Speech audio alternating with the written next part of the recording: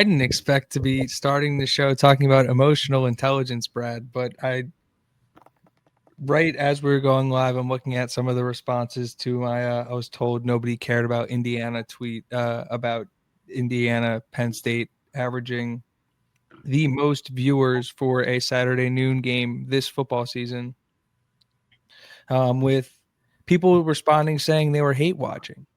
And news for those people who definitely aren't watching us, Brad, is hate is an emotion. And that like, hate watching is watching. But it's caring. That's my point. Yeah, like, exactly. You're like, I was watching and didn't really care either way. Then you're like, okay, like that kind of like mitigates my point. But my point was that you care about Indiana. And if you're telling me you hate Indiana, that is caring about them. Yeah. It's in a negative way. You know what I'm saying? Like, it's all brain rot. Yeah, it is. I mean, listen, I like I said, I have my comments off. So like anything that I reply to is by choice. I don't, unless I follow you, like we're mutual follows. Like I don't. My tweets were blowing up, and I had to turn off my notifications. And I just like stopped tweeting. I kind of just forgot about Twitter existing. Well, yeah, because you turned off your likes, or no, you turned off you turned off your likes and kept your replies on. So you got to do it the other way around. Because it's all about the like the dopamine rush you get from seeing the like counter like climb. It's crack. Yeah. It's gotta be hooked. Yeah, but I've seen some likes on a tweet I made back in April when I said they showed like Dan Orlovsky ranked a bunch of, Arch Manning, Drew Aller, Jared Nussmeier, Nico Iamaleava, Carson Beck, Dante Moore, Malachi Nelson made that list. That's crazy. He's at UTEP. Cade Klubnik. He's like 2026 should be a loaded class. I mean, Boise. No Tyson, no Fernando Mendoza. And I retweeted this in April 24th. Yeah, when Fernando Mendoza wins the Heisman, he should just come back one more year. It's too loaded. Let's maximize earnings here. And then someone replied to that, when who wins the what? And I doubled down when Fernando Mendoza wins the Heisman, is what I said. And we got some engagement on that. Not too much, but just some people are noticing how early he is the favorite. Crazy. Fernando is the favorite. Master of the Eye Test had it first. Hey, listen, if you watch this show, listen to this show, you already like none of this is surprising to you. That's the beautiful thing about it, Brad. Do you want to talk smoke first, or do you want to get into the college football playoff rankings that were released? I was out of the loop completely. I thought that the show was going live at 8:00 like we were, and we were gonna like live react like last week, but I guess it happened at 7:00 or 6:30 or whenever it happened. But the rankings are out. So do you want to talk about that, or you want to go through the smoke first, or how do you want to I am looking at it for the first time. No real surprises. Looks like Georgia Tech is in the field. They did rank their first group of 5 team in South Florida, so it looks like they're in the driver's seat if they can control their own destiny and win out here. So that's huge for them. They'd be in the field. And then the ACC, if Georgia Tech wins out, looks like they will be in the field. Oh, I take that back. Miami is ranked above Georgia Tech. They are in the field because they are the 4th highest ranked conference leader right now. I got to be honest, dude. I hate how they Miami were to win out, they would be in the field. I hate how they do it. It makes perfect sense. Where the seeds don't equate to the rankings. Why are they different? That's only for the auto bid. It's the same as so the ACC gets an auto bid because they won the ACC. But it's just the 5. They didn't specify specific conferences. The 5 highest ranking conference champions. So projecting that based on the rankings, the auto bids would be Ohio State, Texas A&M, Texas Tech, Miami, and South Florida. They make the field. And then the seedings are just by the rankings. They changed that up. So, like, Miami would be getting Texas is in. Yeah, Miami would be getting a first-round bye with last year's format, but this year they would not. Yeah, which is bananas. Which is great. No, I think that's a great move. It makes perfect sense why they would do All right, that. I want to just take a quick look at the rankings first, and then I want to go to the bracket. Miami has to go to Texas Tech and prove themselves if the season ended today. It feels like the teams maybe 19 through 25 are probably toast. That would be going from 19 down: Virginia, Louisville, Iowa, Pittsburgh, Tennessee, South Florida's in, so exclude them, but in Cincinnati. So those teams minus South Florida, it feels like probably don't have a shot. Tennessee is out. But yeah, I would say 18 on is above, but like Virginia, Louisville, and Pitt are in it in the sense where they can win the ACC. It's not over for them. 2 weeks left. There's 3 weeks left of ball to be played. So they the auto bid is tricky. Have a path. Did you see the Joey Galloway comment today? He's been lighting it up the last couple of weeks, flying the flag for the good old SEC. Where he said the Big Ten's closer to the ACC than the SEC. Shout out Kirk for standing up. Shocker. It feels like when he's on that podcast, he's able to talk more like himself than opposed to when he's actually on air. And that's just going on. I haven't heard him too much this year. I was as critical as anyone could be of Kirk Herbstreit. I have to admit, like, I feel like he's actually been defending Indiana more so than like. It's funny to watch the people who have like flipped on them completely. Like he's one of them. Pate's one of them. Like Ryan Russillo is one of them who I've seen now defend Indiana football. It's like, hey, listen, at the end of the day, you can't argue with what they put on paper. Matt's saying since he can win the Big 12 too. So I guess with this auto bid stuff, it's you could tell I'm just thrown for a loop by this auto bid stuff. Yeah. Now, do I think since he has a good shot of winning the Big 12 with BYU, Utah, and Texas Tech kind of rolling, looking really good? Not really, but I have to look at the standings, just kind of see where they're at. Shout out to Sorsby. Good for him. I saw somebody call USC at Oregon a potential college football playoff eliminator, and I kind of laughed at it because of my personal opinions on this USC team. But based on just numbers, like that actually might end up being true.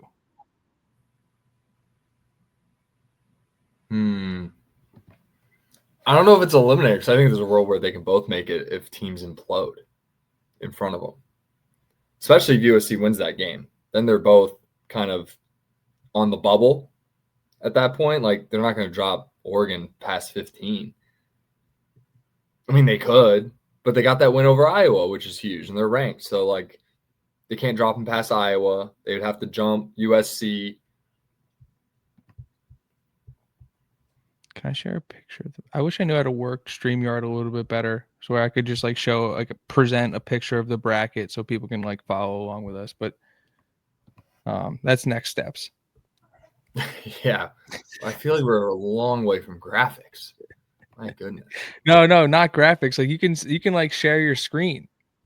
Like I can like share the. We're not. I don't know how are you seeing a that's bracket next level. now? That's next level production. We'll have to get in the lab for that one. Yeah. Anything stick out to you before we jump into the bracket?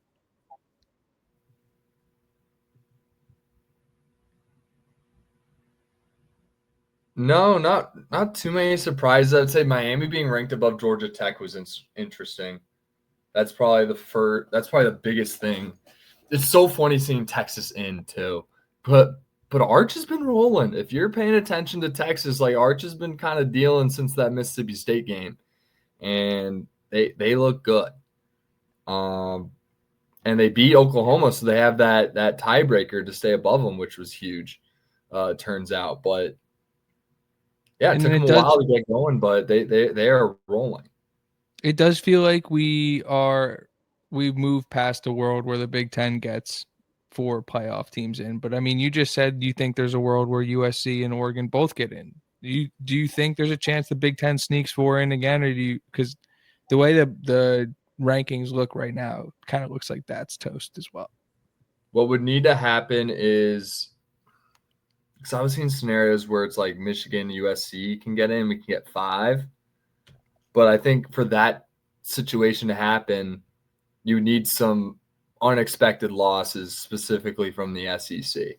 Kind of what happened last year with the SEC and why they didn't get those bids, because you had Alabama losing to Oklahoma.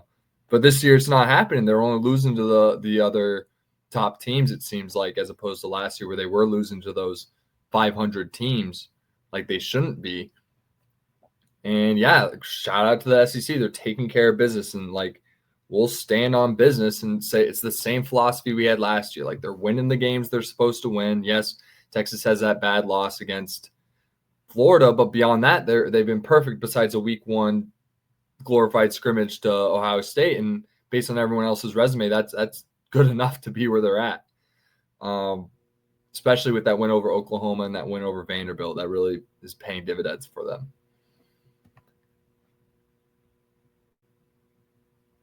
100%. I feel like I have been giving Texas a lot of internet hate on you with this platform specifically, but to be honest, have not watched a ton of them. So if you're saying they're playing a little bit better, Arch is playing a little bit better, that's an earned spot.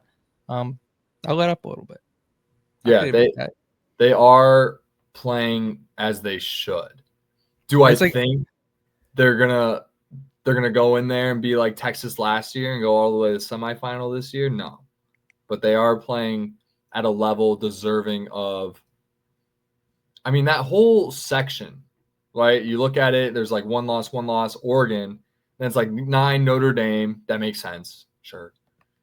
Yeah. Well, can we sidebar real quick? Who have they beaten? I'm not sure. Can we sidebar real quick? Because I hate being this guy and like their fan base. Like it's making my skin crawl, like the fact that I'm about to do this. But like that's like you're right. Like that's very deserving to be at 9. Like their 2 losses are like they're fine. Like the Miami loss is starting to look a little bit better, but it's like, listen, you don't want to lose football games. But like as far as 2 lost football teams go, like they're as good as anybody in the country. Like when you start getting past that top tier of like undefeateds and 1 loss football teams, like their name has to come up. So when those undefeateds and 1 losses become 2 lost teams, how do you stack them up against Notre Dame? It's like, yeah, unfortunately, like that Notre Dame team is good. Like I don't know what to say. They're good. Yeah, they are good, but you know, in terms of resume, like that whole 9 through like 25 is like so tight right now, where it's like you lose and you're not in the top 8, like you're out. Oh, 100%. That's something I agree with completely. There's going to be 3 teams in that group that win out, and the teams ranked in the top 8 can probably afford not a bad loss, but you know, a loss. Right? I haven't looked at everyone's schedule, so I don't know how it all lines up.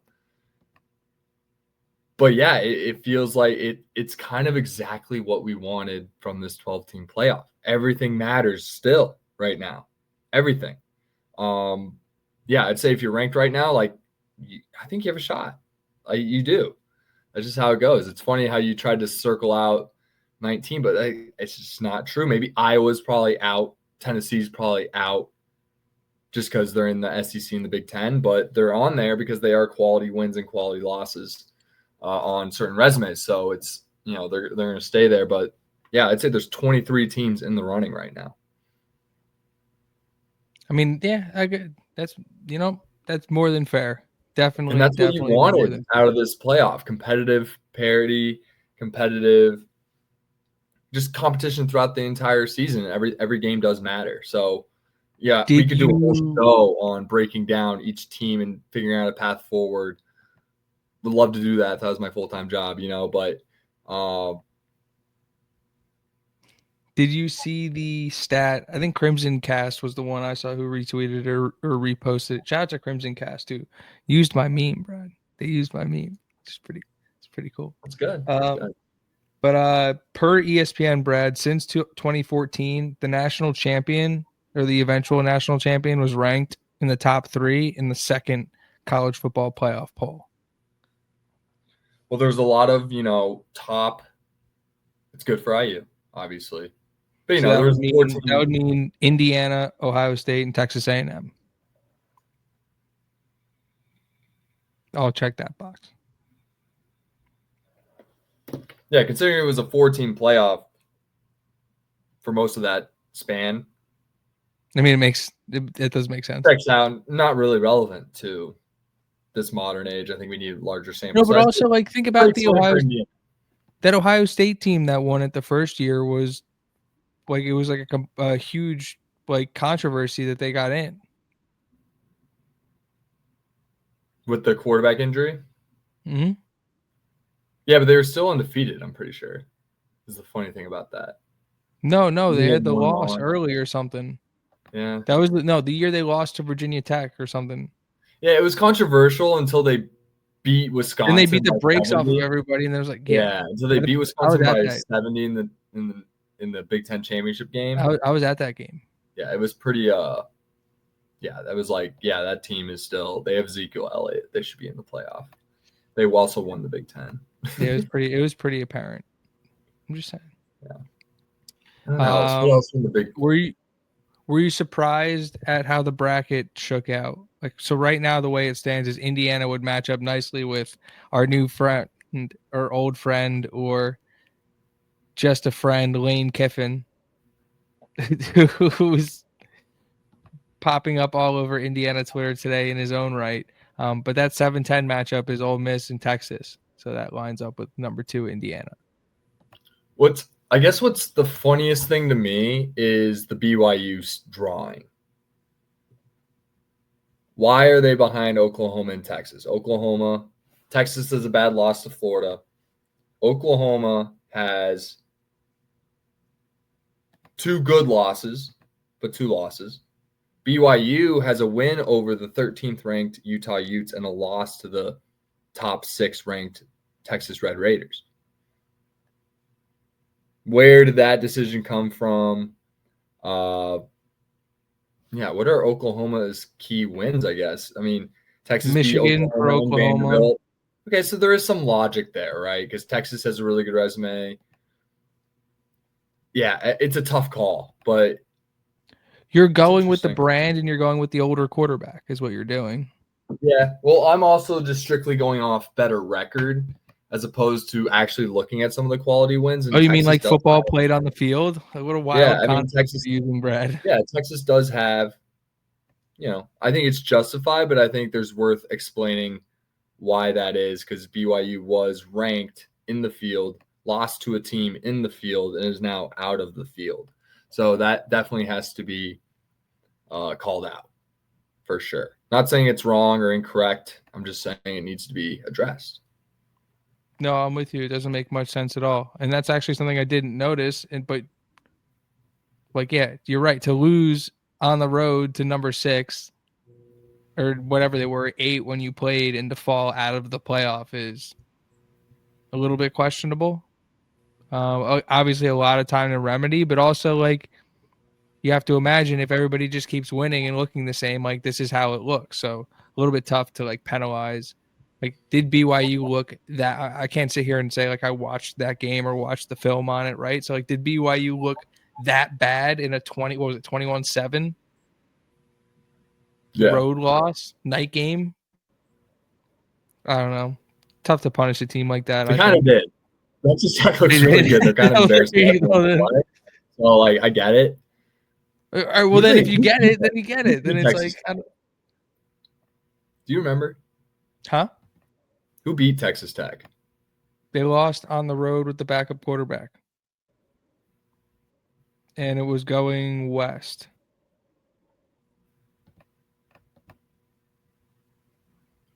Well, Texas still has to play A&M and Georgia.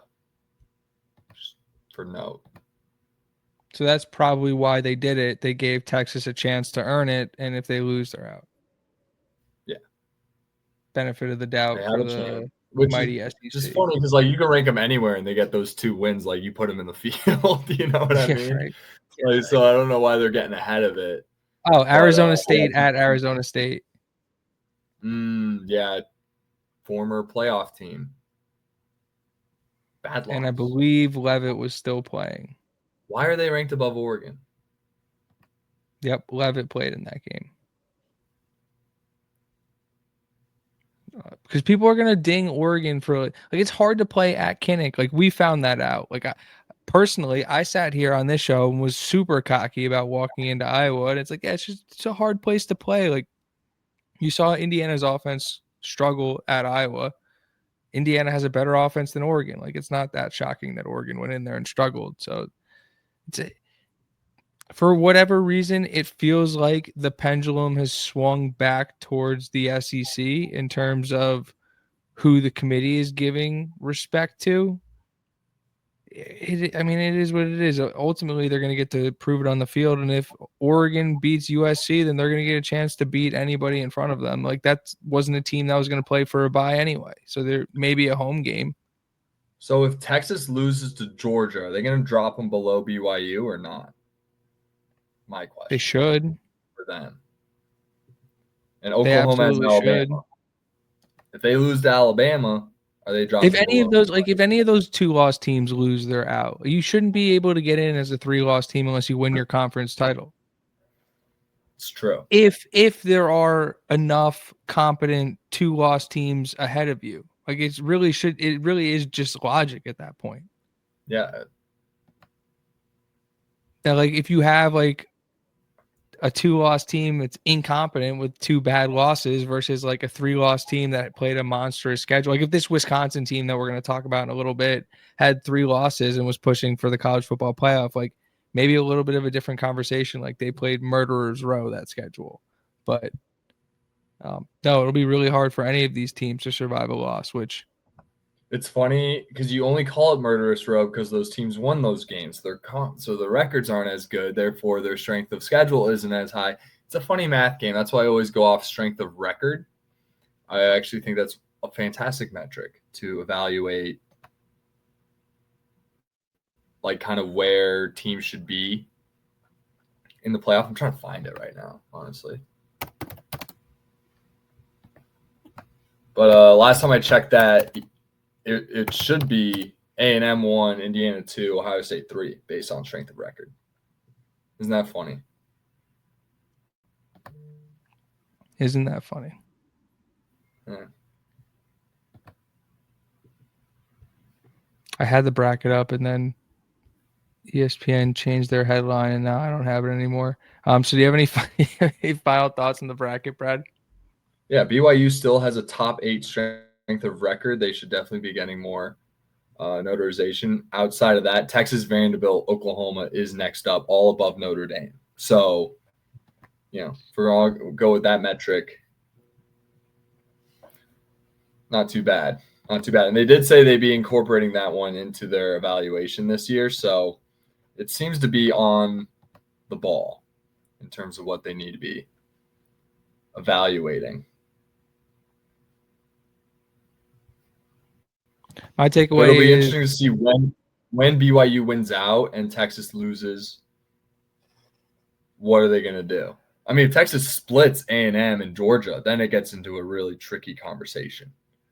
I feel like if Bama loses, I think 3 losses eliminates them. I really do. I really think it's that easy. I do.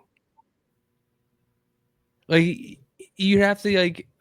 I'd really have to look at it and we have to get into scenarios there and like the merits of 3 losses. But one of those losses for Texas is Florida. That is an inexcusable loss. Talented football team, yes. But when you cup like that's the differentiator. Like when you lose to USF. if you lose 3 football games and one of them is a bad loss, that should disqualify you. If you lose 2 football games and one of them's a bad loss, it's an outlier. You know what I mean? Yeah. If you lose 3 and they're all ranked in the CFP top 25, there's an argument to be made. But that's not the case for Texas. But even then, like how can you make that argument? People were pissed off Indiana was in last year, and their argument was they couldn't beat anybody in the field. So if you have 3 losses to people in the field, how can you then make the argument that no, you can go win it? Currently, Oklahoma's only win of people in the top 25, Tennessee and Michigan. Now, if they lose to Alabama and take their business against Missouri and LSU, that is also a new argument for Oklahoma because they don't have any bad losses. Maybe games they should have won, but no bad losses with some good wins. Let's see. There are 1, 2, 3, 4, 5, 6, 7, 8, 9, 10, 11, 12. There's 13 two-loss college football playoff team, like ranked college football playoff teams. A lot's going to happen. A lot is three going to shake out. Three losses just isn't good. You're just not going to, like, your record or your resume, none of it's going to be good enough. And there would be an absolute meltdown. Yeah, it's almost like we have to go through the entire top 25 slate at this point. How fun. How about on Sunday when I was like, do you want to run the slate? And you're like, we don't ever do that. Well, it's good to preview so we can talk about the potential impact of each game. Which is, if you're playing a ranked team, there's playoff implications on the line, is basically the I agree, Brad.